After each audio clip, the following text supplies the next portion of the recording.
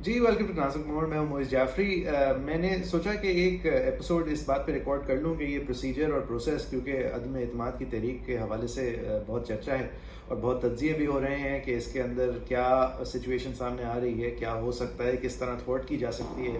ایک طرف شہباز شریف صاحب اور اپوزیشن بہت کانفیڈنٹ ہے، دوسری طرف مولانا صاحب اور بلاول صاحب، اور دوسری طرف عمران خان صاحب جو ہیں وہ اپنی ایلیمنٹ میں نظر آ رہے ہیں، بہت غصے میں بھی نظر آ رہے ہیں اور بہت کانفیڈنٹ بھی نظر آ رہے ہیں. تو ایکچوئل پروسیجر اور پروسیس کیا ہے، اس کے اوپر میں نے سوچا کہ میں ایک ایکسپلینر ریکارڈ کر دوں.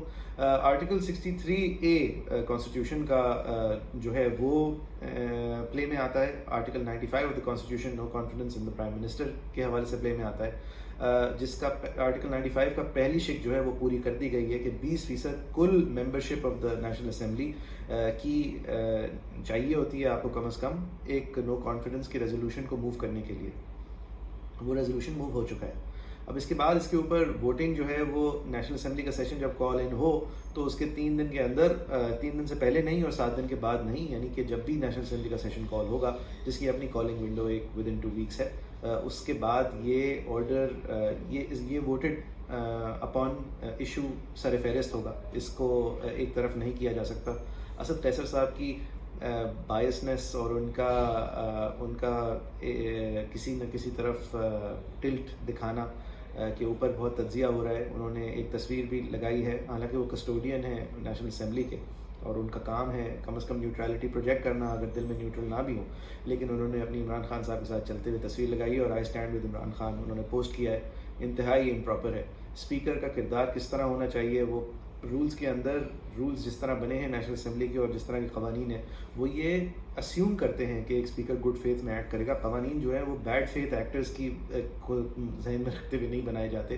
گڈ فیتھ ایکٹرز یعنی ایک اسپیکر اگر کوئی ہیں تو وہ نیک نیتی سے ہی آپریٹ کریں گے. اس لیے ان کے پاس طاقت ہوتی ہے نیشنل اسمبلی کے سیشن کو پروروگ کرنے کی. اگر اس طاقت کو ابیوز کیا جا رہا ہے کہ ایک ڈبیٹ ہونے والی ہے، اس ڈبیٹ سے بچنے کے لیے نیشنل اسمبلی کو ایک دم سے آپ پروروگ کر رہے ہیں، تو وہ طاقت آپ کے پاس ہے تو صحیح، لیکن یہ کام کرنے کے لیے نہیں ہے. اسی طرح اسپیکر کا رول جو ہے وہ آگے بھی اہم ہوگا. ایک ایلیگیشن پی ٹی آئی کی طرف سے آ رہی ہے کہ یہ نو کانفیڈنس کا جو موو ہے، اس کے اندر جو بھی ووٹ کرنے آ بھی گیا اگر، تو اس کو ہم ڈسکوالیفائی کر دیں گے. ایسا نہیں ہے. قانون میں آرٹیکل 63A کلیئر ہے کہ اگر آپ اپنی پارٹی لائن کی خلاف ورزی کرتے ہوئے ایک نو کانفیڈنس موشن میں ووٹ کریں یا ایک منی بل پہ ووٹ کریں یا پھر آپ ایک اور شرط ہے اس کے اندر ووٹ کریں، تو آپ کو پارٹی جو ہے وہ نوٹس دے کے، ہیئرنگ دے کے یہ فیصلہ کرے اگر کہ آپ نے ڈیفیکٹ کیا، تو وہ الیکشن کمیشن کو لکھ کے آپ کو ڈسکوالیفائی کروا سکتی ہے اپنی سیٹ پہ سے. یہ پوسٹ فیکٹو پروسیسز ہیں. ووٹ دینا آپ کا پھر بھی حق ہے، اور نو کانفیڈنس کے اندر خاص طور پہ آپ کا حق ہے، کیونکہ آپ جب عدم اعتماد کا اظہار کرتے ہیں تو آپ لیڈر آف دا ہاؤس کے اندر اظہار کرتے ہیں، اپنے پارٹی لیڈر چاہے وہ ہو یا نہ ہو. لہٰذا عدم اعتماد کا حق پارلیمان کو ملتا ہی اس لیے ہے، اس لیے کہ باوجود اس کے کہ آپ کی اس سے رغبت ہے یا آپ اس کو تعلق رکھتے ہیں یا وہ آپ کا پارٹی لیڈر ہے، آپ ملک کے وسیع تر مفاد میں اس کو ملک کا بہترین لیڈر آف چیف ایگزیکٹو نہ اگر سمجھیں، تو آپ کے پاس یہ طاقت ہونی چاہیے.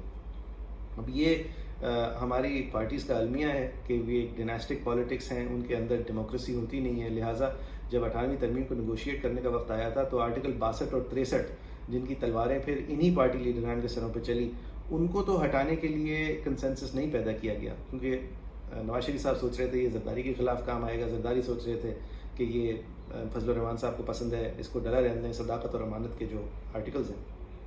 لیکن جہاں مزید تنگ کرنا تھا نیشنل اسمبلی کے ممبران کو اور مزید اپنے ساتھ باندھ کے رکھنا تھا اور ان کی سوورن رائٹ آف ڈٹرمنیشن کو کم کرنا تھا، وہاں پہ سب لوگ متفق ہو گئے اور آرٹیکل 63A آ گیا، جو کہ پارٹی لائن ڈیفیکشن کو پنشیبل بائی ڈی سیٹنگ بناتا ہے. اور ایک بہت ڈیٹیلڈ کلوز ہے کانسٹیٹیوشن میں کہ ڈی سیٹ بھی کس طرح کیا جائے گا. حالانکہ عموماً کانسٹیٹیوشن جو ہے اس کے اندر اتنی ڈیٹیل سے باتیں نہیں ڈالی جاتی ہیں، یہ چیزیں جو ہیں they are left to procedure یا لیفٹ ٹو لیسر لاز، لیکن باقاعدہ ڈیٹیل کیا، کیونکہ ظاہر ہے نواز شریف صاحب چانگا مانگا کی ریپیٹ یا پھر اپنے ممبران کا اپنے آپ کو آنکھیں دکھانا پسند نہیں تھا، نہ صرف زرداری صاحب کو پسند تھا. لہٰذا یہ کلاز جو ہے 63A جو کہ اب انگیج ہوگا ان لوگوں کے خلاف اگر کوئی پی ٹی آئی والا عمران خان کے خلاف ووٹ کرتا ہے، یہ ایٹ جینیسس اینٹی ڈیموکریٹک ہے. یہ دا رائٹ آف ایکسپریشن کو، the ability to choose what is best for the people کو کرب کرتا ہے.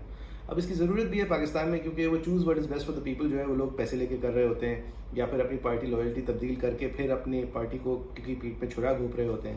تو ایسا نہیں ہے کہ یہ ون سائیڈڈ سچویشن ہے، لیکن اس کے پیچھے جو مطلب it is less than democratic as an understanding. اور یہ جو آرٹیکل 95 کی پش ہے no confidence in the prime minister, یہ ہے ہی اس لیے جس طرح آپ برطانیہ میں دیکھتے ہیں یا دیگر پارلیمنٹری ڈیموکریسیز میں دیکھتے ہیں کہ آپ کا ورنہ اگر آپ کی پارٹی کی عددی اکثریت ہو تو پھر نو کانفیڈنس موشن اگر پارٹی لائن پہ ہی ہونا تھا تو پھر وہ کبھی آ ہی نہیں سکتا.